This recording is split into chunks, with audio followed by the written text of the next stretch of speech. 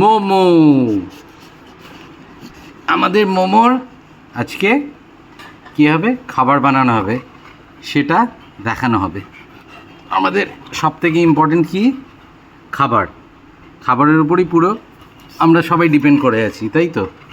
খাবার ভালো থাকলে আমরাও ভালো থাকবো, মোমো ভালো থাকবে, তাই তো মোমো? তাহলে মোমোর খাবার বানানোর জন্য সবার প্রথমে নেওয়া হচ্ছে চাল।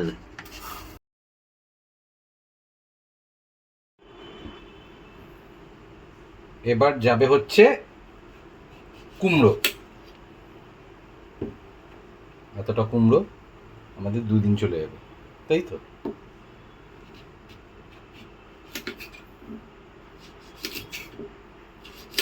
Just normal random pieces.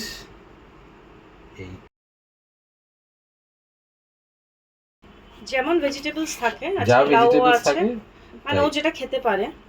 হ্যাঁ, ওকে জেনারেলি আমরা লাউ, কুমড়ো, চাল কুমড়ো, মানে মিক্স আরএনডি করে করেই দিই। গাজর, মোটামুটি 2টো মতো সবজি চেষ্টা করি দিতে আর কি।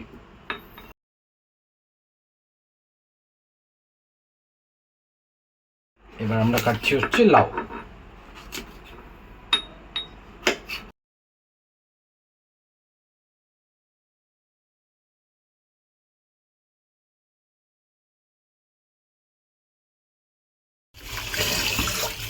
চাল ধোয়া মোটামুটি 3বার চালটা ধুয়ে জলটা করে।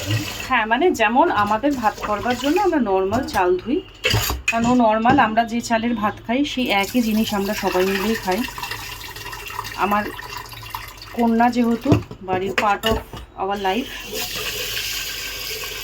কোনো আলাদা কিছু না।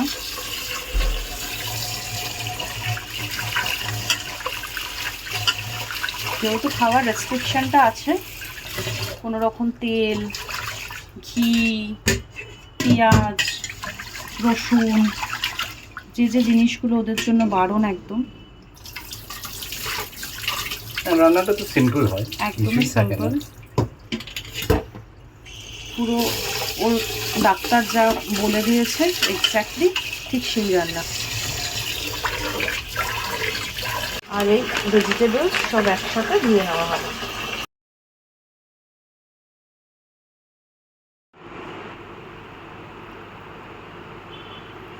জল আছে শুধু, আর জলের মধ্যে দিলাম হচ্ছে চিকেন, তারপরে দেব হচ্ছে ভেজিটেবলস। গেল। এবার এর মধ্যে পড়বে হচ্ছে হলুদ, এরকম এতটা চামচ হলুদ চলে গেল। আর যাবে হচ্ছে একটু বিরিয়ানি ফ্লেভার হতে হবে। আমার মেয়ে বিরিয়ানি ফ্লেভারটা খুব ভালোবাসে, যার ফলে এই একটা এলাচ,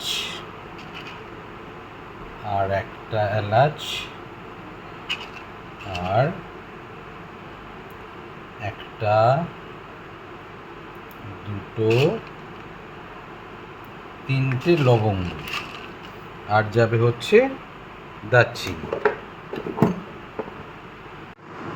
এই গেল দারচিনি।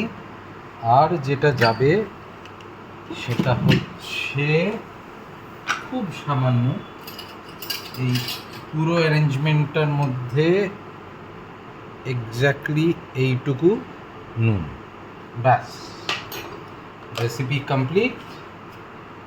এবার একটু শুধু নাড়িয়ে দেওয়া হবে, দিয়ে এটাকে একদম হাইয়েস্ট ম্যাক্সিমাম হিটে দিয়ে দিলাম 2000, দিয়ে এটা 15 মিনিট ফুটতে থাকবে। তারপরে 15 মিনিট পরে সিম করে দেব, তারপর নিজের মনে আস্তে আস্তে হতে থাকবে। এবার আমাদের অলমোস্ট 20 মিনিটস হয়ে গেছে, প্রায় 20 মিনিটস একটু কম। এবার এটাকে একদম সিম করে দেব,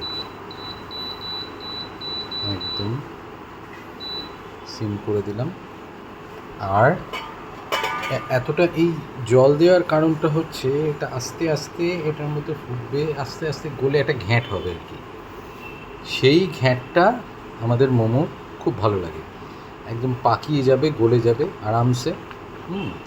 সেই ঘ্যাঁটটা ওর খেতে খুব ভালো লাগে। তো ultimately will turn it into a ঘ্যাঁট আর কি। ঠিক আছে, তো এখন কভার করে দিলাম। এরপর আমরা ওয়েট করবো আরও অনেকক্ষণ, মাঝে মাঝে শুধু কনসিস্টেন্সিটা চেক করে নিতে হবে, ব্যাস তারপর রেডি হয়ে যাবে। এইবার আমাদের মোমোর বিরিয়ানি মোরাললেস রেডি।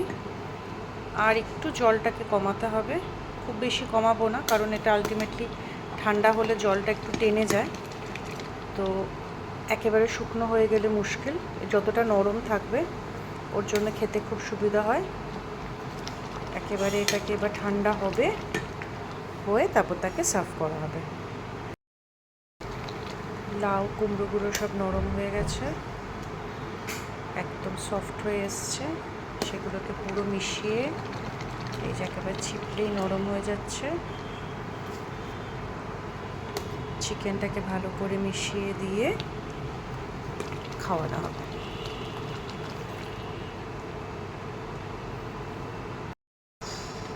আজকের মতো রান্না রেডি। এবার এটাকে এখন মোমোর থালাতে নিয়ে আগে ঠান্ডা করা হবে। ঠান্ডা না করলে তো খেতে পারবে না বেচারা। পুরো ফুল ফ্যানে পুরোটাই ঠান্ডা হবে। ওর এই খাবারটা একটু বেশি করে আগে নিয়ে ঠান্ডা করে নেওয়া হবে।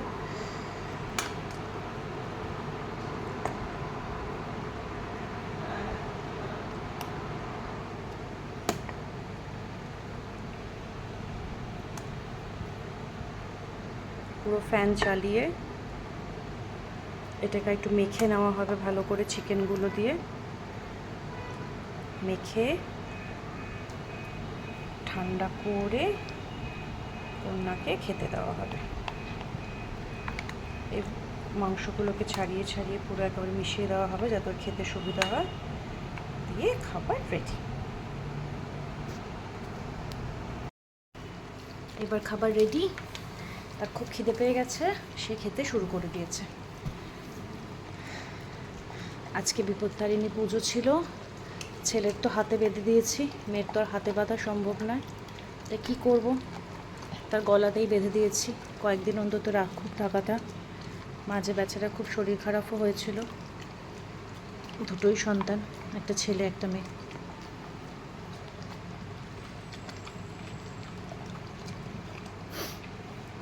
বুড়ি ভালো হয়েছে মা?